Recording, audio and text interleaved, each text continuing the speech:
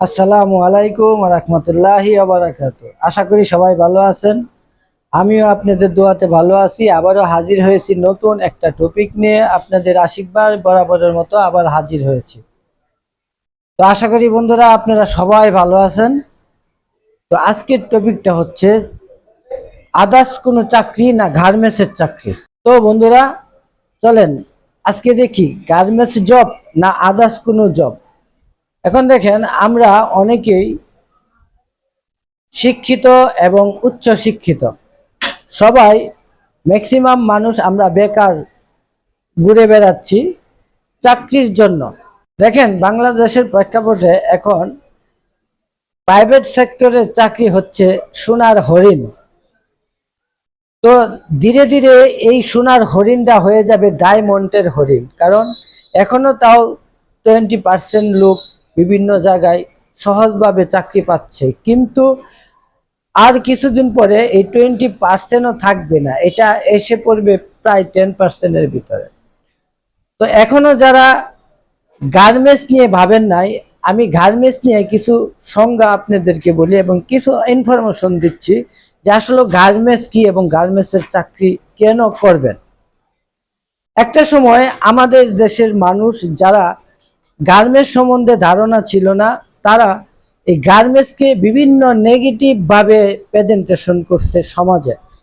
কিন্তু দেখেন বর্তমান সময়ে এবং এখন বর্তমানে যে যুগটা চলছে এই সময়ের ভিতরে গার্মেন্টস এমন একটা প্ল্যাটফর্ম, বাংলাদেশের ভিতরে সবচেয়ে টপ লেভেলের গার্মেন্টস ইন্ডাস্ট্রি হচ্ছে বাংলাদেশের অর্থনৈতিক চাকাকে সচল রাখার একটা কৌশল। তো বন্ধুরা কেন গার্মেন্টসের চাকরি আমরা করব? এখন গার্মেন্টসে পরিবেশ আমরা ফিরে পেয়েছি। এখন গার্মেন্টসের চাকরির জন্য পর্যাপ্ত পরিমাণ আমাদের পরিবেশ রয়েছে। দেখেন একসময় গার্মেন্টসে কমপ্লায়েন্স কোনো নিয়ম ছিল না, এখন বর্তমানে 100% কমপ্লায়েন্স নিয়ম। কমপ্লায়েন্স যে নিয়মটা আছে এটা অনেকে হয়তো বুঝবেন না, যারা শিক্ষিত সচেতন তারা বুঝবেন। এখন এই গার্মেন্টসে এখন কারা চাকরি করে? একসময় এই গার্মেন্টস সেক্টরের নেতৃত্ব দিত কিছু সংখ্যক লোক, যাদের ভিতরে ম্যাক্সিমাম লোক কোনো যোগ্যতা সার্টিফিকেট ছিল না। বর্তমানে এই গার্মেন্টসগুলোর নেতৃত্ব দিচ্ছে শিক্ষিত সচেতন লোক এবং শিক্ষিত উচ্চ শিক্ষিতরা।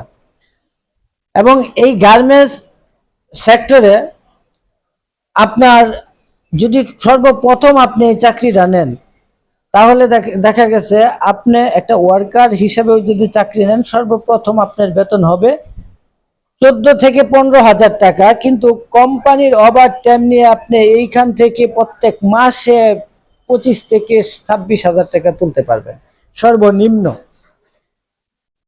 তো এই 25 থেকে 26 হাজার টাকা সর্বপ্রথম মাসের আপনি যদি বেতন তুলেন, তো গার্মেন্টস ছাড়া প্রাইভেট সেক্টরের আইটি ডিপার্টমেন্ট বলেন, আপনার ওই রিসিপশনে বলেন, হোটেলে বিভিন্ন বড় বড় অফিস আদালতের বিভিন্ন সেক্টরের আপনার কি বলে সহকারী পার্সন বলেন, তো আপনারা ওইখানে শুধু আরাম পাবেন, ওইখানে শুধু আপনারা কাজ কম পাবেন, শক্ত কোনো কাজ পাবেন না, কিন্তু ওইখানে আপনি কোনো বেতনও পাবেন না। এবং ওইখানে আপনার যে প্রত্যেক বছরের যে একটা ইনক্রিমেন্ট, এটাও সিস্টেম নাই। হয়তোবা আপনি ওইখানে কোনো কিছু শিখারও নাই, আপনি যে সময়টা দিলেন যে ওই সময়টাই আপনার অকেজো। দেখেন গার্মেন্টস সেক্টর এমন একটা সেক্টর, এই গার্মেন্টস সেক্টরে যদি আপনার শ্রম এবং সময়টা কাজে লাগান, এই সেক্টরটা আপনাকে